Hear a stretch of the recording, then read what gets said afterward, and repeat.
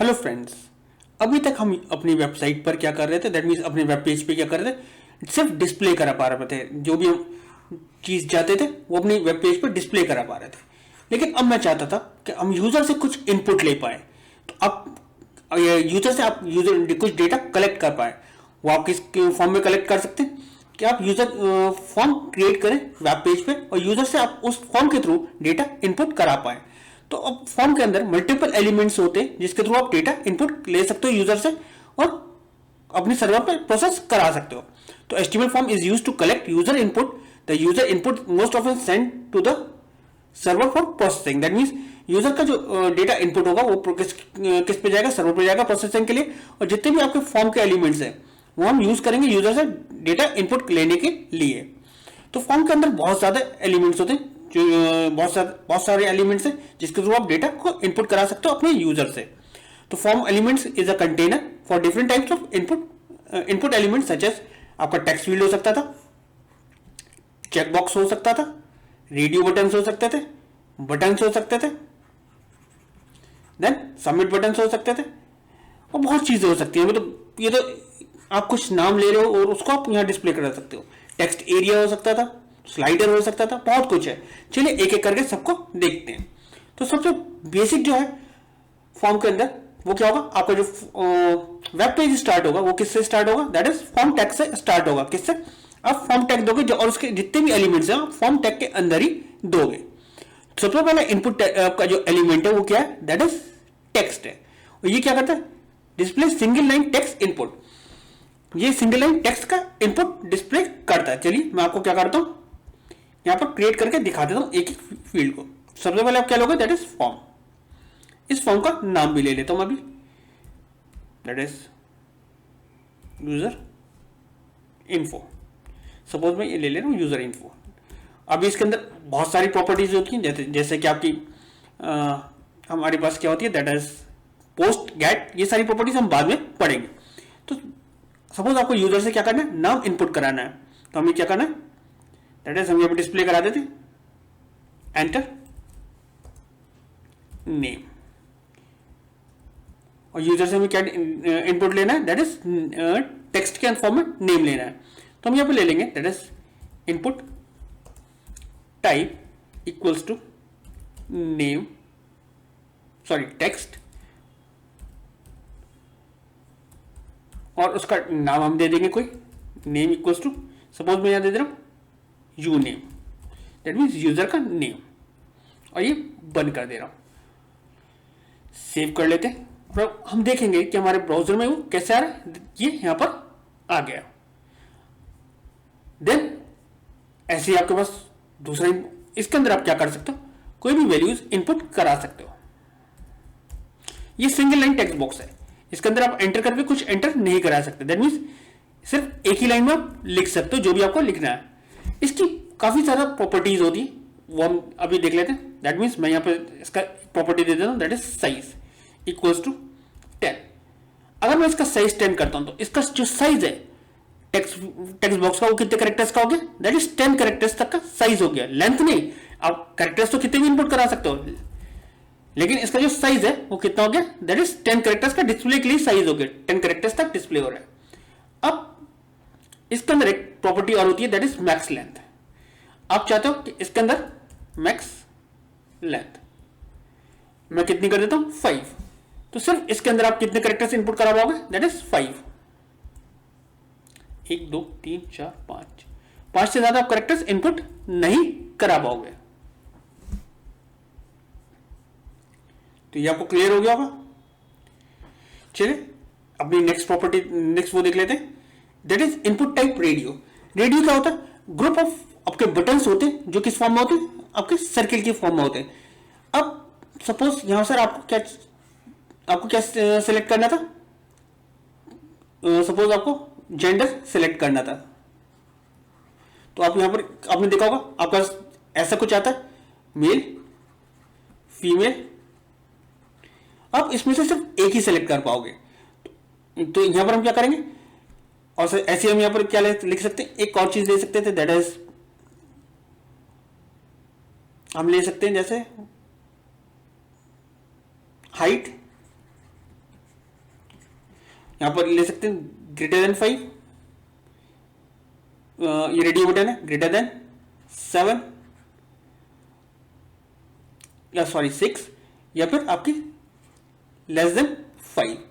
तो इसमें से सिर्फ एक ही सेलेक्ट होगा, तो इसका हम दे लेते हैं, इस ग्रुप को हम नाम दे देते हैं दैट इज हाइट। तो हर ग्रुप में से सिर्फ आप एक ही सेलेक्ट कर पाओ, उसमें क्या होगा, दैट इज रेडियो बटन्स। तो आप रेडियो बटन्स कैसे बनाते हो, मैं आपको दिखा दे रहा हूं। दैट इज यहां पर आप लोगे, सपोज मैं यहां पर ले ले रहा हूं, आपको एक नाम दे दे रहा हूं, that is select gender BR। That is next line पे आ गया। BR पे जाने के बाद मैं क्या दे रहा हूं, सबसे पहले मैं लिख दे रहा हूं that is input type equals to radio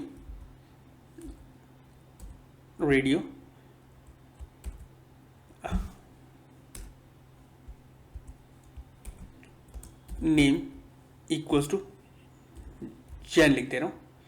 आप याद रखिएगा आपका, और यहां पर वैल्यू भी लिख दे रहा हूं, value equals to that is male, और यहां पर मेल लिख दे रहा हूं, और BR दे रहा हूं नेक्स्ट लाइन के लिए।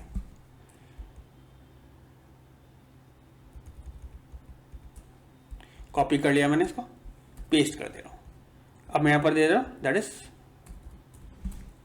फीमेल, और यहां पर वैल्यू क्या कर दे रहा हूं, दैट इज फीमेल कर दे रहा हूं। अब इस ग्रुप में के अंदर से आपको देखिए, ग्रुप का नाम मैंने नाम क्या रखा है, सेम रखा है। अगर मैं दोनों का नाम डिफरेंट कर देता हूं तो मैं दोनों रेडियो बटन को सेलेक्ट कर सकता हूं, अदरवाइज मैं क्या करूंगा, सिर्फ एक ही को सेलेक्ट कर पाऊंगा। अब एक साथ दो को सेलेक्ट नहीं कर पाओगे। अब देखिए, या तो मैं मेल सेलेक्ट कर पाऊंगा या मैं फीमेल। अगर इन दोनों का नाम अलग अलग होता है, सपोज इसका नाम जैन था, इसका नाम जैन 1 था, तो मैं आप दोनों को सिलेक्ट कर पाऊंगा। मैं मेल को भी सिलेक्ट कर पाऊंगा और फीमेल को भी सिलेक्ट कर पाऊंगा। तो रेडियो बटन की प्रॉपर्टीज क्या होती है, आप एक ग्रुप के अंदर से सिर्फ एक ही को सिलेक्ट कर पाओगे। क्लियर है आपको? दैट मीन्स एक ग्रुप के अंदर से एक ही ग्रुप आप एक चीज सेलेक्ट कर पाओगे। क्लियर है? तो आप रेडियो बटन ऐसे बना सकते हो। आप चाहते हो बाय डिफॉल्ट जो रेडियो बटन है आपका कौन सा, दैट इज मेल वाला, वो क्या है, सिलेक्टेड है। तो आप यहां क्या लिख दोगे, सिलेक्टेड।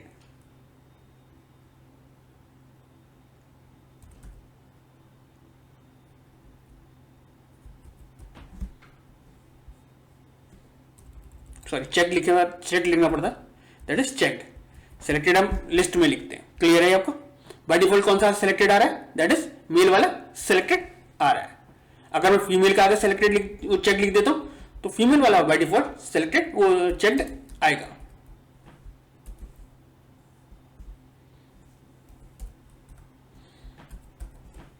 क्लियर है आपको? चलिए आगे चलते हैं। अब हमारे पास क्या होते हैं, दैट इज हमारे पास होते हैं चेक बॉक्स। चेक बॉक्स में क्या होता है, क्या एक ग्रुप में से मल्टीपल चेक बॉक्स सेलेक्ट कर सकते हो। सपोज आपके पास एक चेक बॉक्स ये था और ये था, योर फेवरेट प्रोग्रामिंग लैंग्वेज। तो ये सपोज आपका HTML था, ये था आपका जावा या CSS, कुछ भी था। तो आप इनमें से मल्टीपल आप सेलेक्ट कर सकते हो चेक बॉक्स को। तो आपको दिखा देता हूं, इसमें भी आपका जो ग्रुप में आप नाम डालोगे वो एक ही होगा, लेकिन इस ग्रुप में से एक ही वो मल्टीपल आप सेलेक्ट कर सकते हो। तो मैं यहां पे क्या कर दे रहा हूं, BR select your favourite language, BR next line के लिए, that is input type check box name equals to L दे रहा हूं या LN दे रहा हूं, और यहां पर वैल्यू, दैट मीन्स जो वैल्यू क्या होता है, जब आप उसको सबमिट करोगे तो वो वैल्यू आपकी स्टोर हो। वैल्यू क्या दे रहा हूं, दैट इज यहां पर HTML दे रहा हूं, और डिस्प्ले के लिए भी, और जो बाहर लिखते हैं वो डिस्प्ले के लिए होता है। ये क्या करेगा, डिस्प्ले करेगा। ये क्या आपको सेलेक्ट करना है।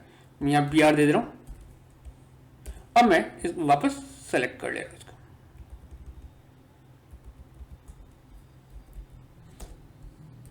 अब मैं यहाँ पर क्या दे रहा हूँ, दैट इज CSS दे रहा हूँ और यहाँ पर भी CSS कर दे रहा हूँ। यहाँ पर मैं अगेन चेंज कर दे रहा हूँ, यहाँ पर मैं दे रहा हूँ that is JS, that means JavaScript दे रहा हूँ यहाँ पर।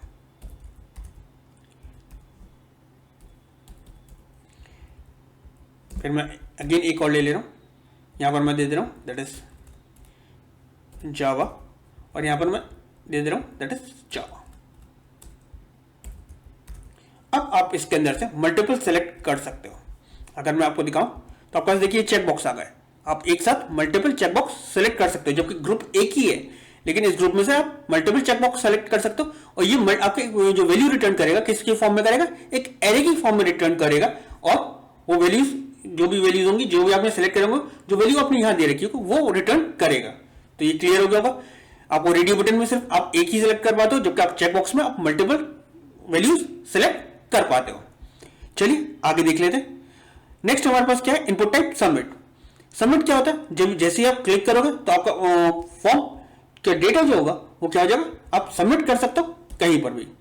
मैं पहले BR दे रहा हूं नेक्स्ट लाइन के लिए, फिर आप क्या ले रहे हो, दैट इज इनपुट टाइप, आप क्या लोगे, that is submit.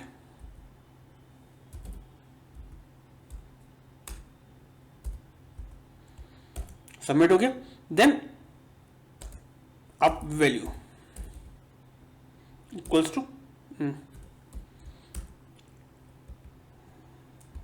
Click here, तो मैंने वहां लिख दिया क्लिक हियर। तो अभी मैं यहां पर कुछ और नहीं दे रहा हूं, मैं सेव कर दे रहा हूं इसको। तो यहां पर आप क्लिक हियर जो आप वैल्यू दे रहे हो यहां पर लिखी हुई आ जाएगी। अब मैंने जो भी आपने क्लिक करा है तो यहां पर क्या होगा, बाय डिफॉल्ट सबमिट बटन पे क्लिक करते हैं वो कहां पर आ जाएगा, देखिए यहां पर आ गया। जो मैंने सेलेक्ट करा वो यहां पर आ गया। आपको क्लिक देखिए ये किसका, इस फील्ड की value that is by default get के थ्रू आ रहा है। दैट मींस बाय डिफॉल्ट इसकी वैल्यू क्या है, that is uname text field का नाम था, उसकी वैल्यू ये है। जेन की वैल्यू क्या है, मेल सेलेक्टेड है। लैंड जो आपका आईडी थी, नेम था, उसके अंदर से आपने क्या सेलेक्ट कर रखा है, HTML और CSS सेलेक्ट कर रखा था। क्लियर हो गया आपका। एक आप इनपुट टाइप आपका होता है दैट इज कॉल्ड रीसेट। आपको दिखा दे रहा हूं वो क्या करता है, आपको फॉर्म को क्लियर करने के लिए काम में आता है। That is BR input type reset. Then आप यहां पर क्या कह सकते हो, वैल्यू क्लियर फॉर्म। अब जो भी मैसेज देना चाहते हो क्लियर फॉर्म, वो आपने यहां पर दे दिया। अब क्या कर रहा हूं मैं सेलेक्ट कर ले रहा हूं चीजें। अभी सबमिट कर रहा था, वो वैल्यू आपकी सबमिट हो रही थी।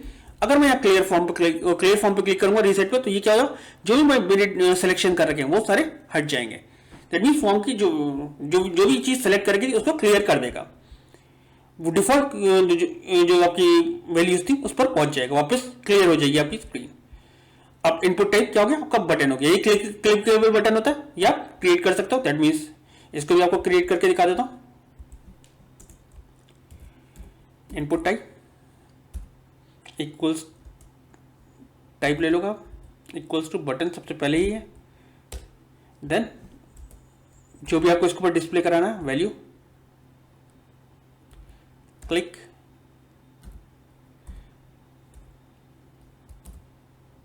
दे दिया। और यहां पर क्या हो जाएगा, ये बटन बना हुआ आ जाएगा। देखिए अभी कुछ करेगा नहीं, ये क्लिकेबल बटन है लेकिन यहां से कुछ होगा नहीं।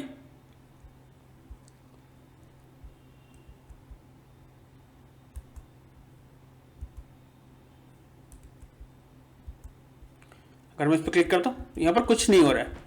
क्लियर हो गया आपको। इसके लिए आप मेथड लिख सकते हो।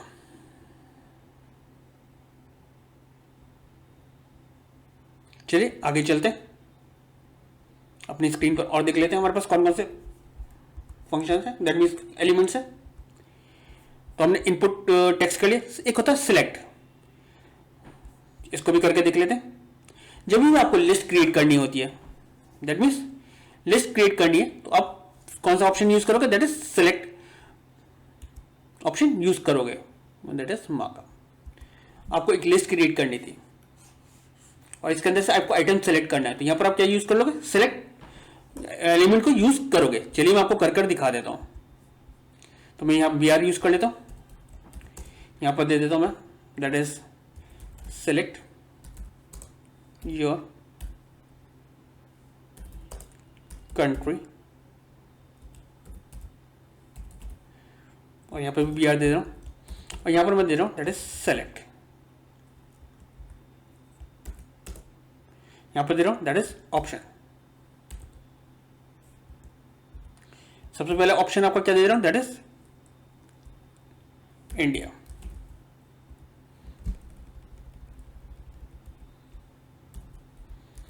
देन मल्टीपल ऑप्शंस में यहां पर दे देता हूं।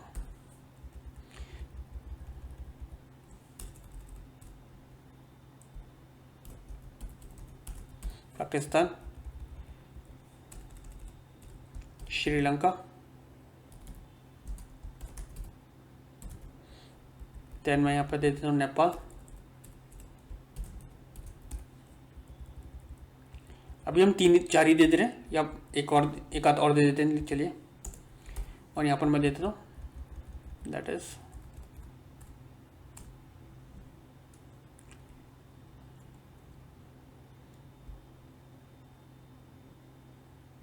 इज यूएस और इसको सेव कर देता हूँ आपको। अब यहाँ पर क्या होगा, मेरे पास एक लिस्ट क्रिएट, देखिए ये जो लिस्ट आ रही है किस फॉर्म में आ रही है, ड्रॉप डाउन लिस्ट की फॉर्म में आ रही है। अब मैं क्या करता हूं, मुझे चाहिए था एक लिस्ट नॉर्मल क्रिएट कर रहा है बिना ड्रॉप डाउन के। तो उस कंडीशन में मैं यहां क्या करता हूं, मैं सेम ले रहा हूं, इसको कॉपी कर ले रहा हूं, इसको कॉपी कर ले रहा हूं और इसको यहां पर पेस्ट कर देता हूं। सिर्फ मैं यहां पर क्या करूंगा, एक एट्रीब्यूट चेंज कर दूंगा that is called size equals to 3। तो 3 कंट्रीज का आपका डिस्प्ले करा यहां पर आ रहा है। देखिए बाय डिफॉल्ट कितनी आ रही है, 3 कंट्रीज डिस्प्ले होकर आ रही है। लेकिन आप एक बार में सिर्फ एक ही को सेलेक्ट कर पा रहा हूं। देखिए मैं कंट्रोल के साथ और कंट्री क्लिक कर रहा हूं तो वो सेलेक्ट नहीं हो रही है। हम चाहते हैं कि हमारे मल्टीपल कंट्रीज को हम सेलेक्ट कर पाए। तो मैं यहां पर br एक बार और दे दे रहा हूं, दैट इज br ने यहां पर नहीं दे रखा था। मैं चाहता हूं मल्टीपल कंट्रीज को हम सेलेक्ट कर पाए। यहां पर आपके पास ऑप्शन होता है दैट इज कॉल्ड मल्टीपल। आप मल्टीपल ऑप्शन यहां पर चूज कर ले, दे दी अपनी प्रॉपर्टी में। तो अब आप यहां पर क्या करोगे, आपने एक कंट्री सेलेक्ट करी, आप कंट्रोल की प्रेस करिए और दूसरी कंट्री पे क्लिक करेंगे, आप मल्टीपल कंट्रीज को सेलेक्ट कर पाएंगे। क्लियर हो गया आपको? दैट मीन्स आप ड्रॉप डाउन लिस्ट भी क्रिएट कर सकते हो, आप नॉर्मल लिस्ट भी क्रिएट कर सकते हो। यहां पर साइज क्या कर रहा है, साइज से आप जितने एलिमेंट्स आप उसको डिस्प्ले कराने थे आप उतने एलिमेंट्स आप डिस्प्ले कर पा रहे हो। देखिए यहां पर मैंने साइज 3 दे रखा, तो यहां पर 3 एलिमेंट्स डिस्प्ले हो रहे हैं। क्लियर हो गया होगा?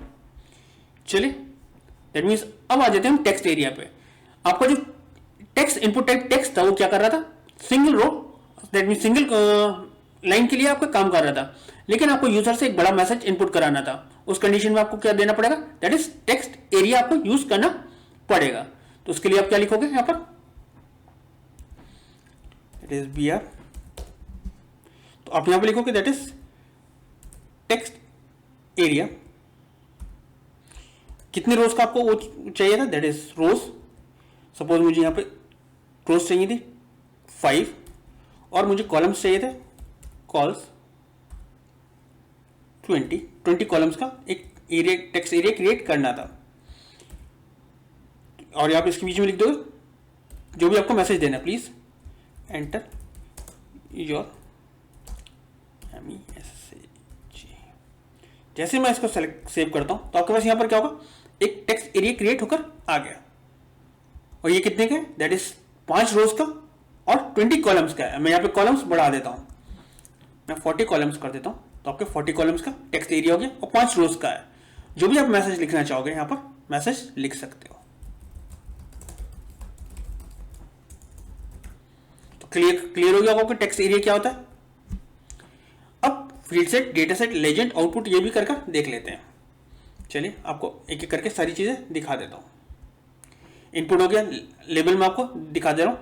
लेबल क्या होता है, किसी भी चीज को आपको लेबल देना है। सपोज अभी मैं यहां पर आपको जैसे मैं वहां फील्ड लिख रहा था तो लेबल क्या कहता है, element is useful for screen reader.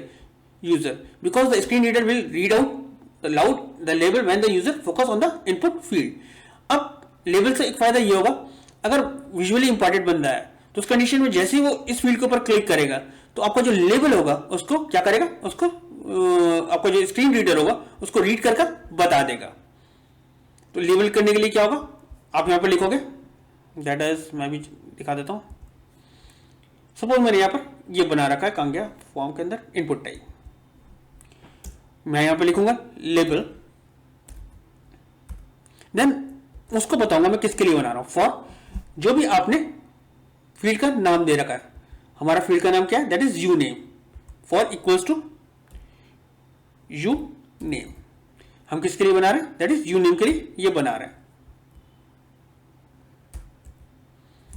तो हमारा यू नेम आ गया, और यहां पर हम जो भी हम टेक्स्ट लिखना चाहते थे, जैसे यहां मैं फर्स्ट नेम लिख रहा हूं तो मैं इसको यहां पर हटा के एंटर नेम, इसको मैं यहां हटा के कहां पर डाल दूंगा, दैट इज इस जगह डाल दूंगा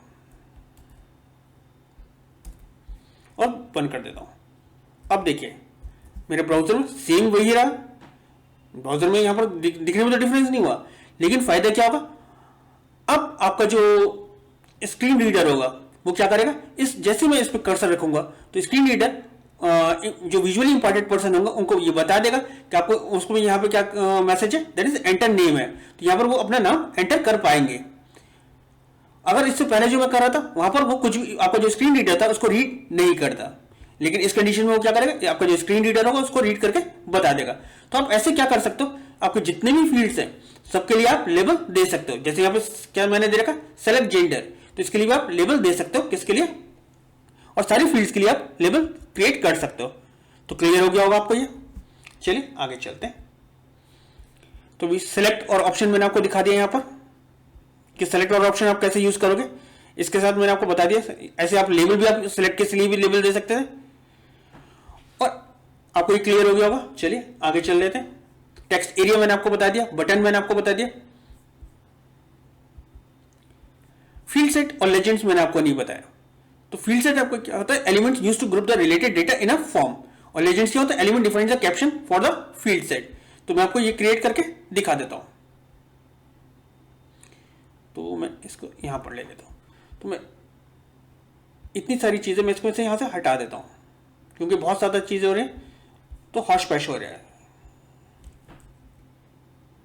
मैंने सिर्फ यहां पर क्या ले लिया, एक नाम ले लिया, और फॉर्म के बाद मैं सबसे पहले यहां पर ले रहा हूं दैट इज फील्ड सेट। ये क्या करेगा, अब सारे फील्ड्स को ग्रुप कर देगा। तो फील्ड सेट क्या करेगा, हमारे सारे फील्ड्स को फॉर्म के अंदर ग्रुप करेगा। फील्ड सेट आ गया हमारे पास। इसके अंदर सबसे पहले आपका क्या लोगे, फील्ड सेट हमारा बंद कहां होगा, सबसे लास्ट में। तो मैं यहां पर फील्ड सेट वाला वैल्यू ले रहा हूं। अब मुझे क्या चाहिए, that is legend.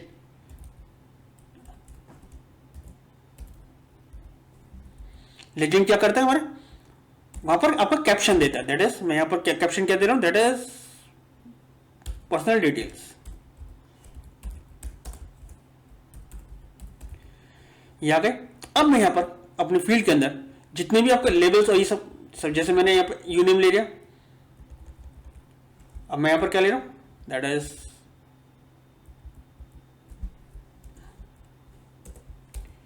You name की जगह मैं ले रहा हूं यहां पर, दैट इज सिटी,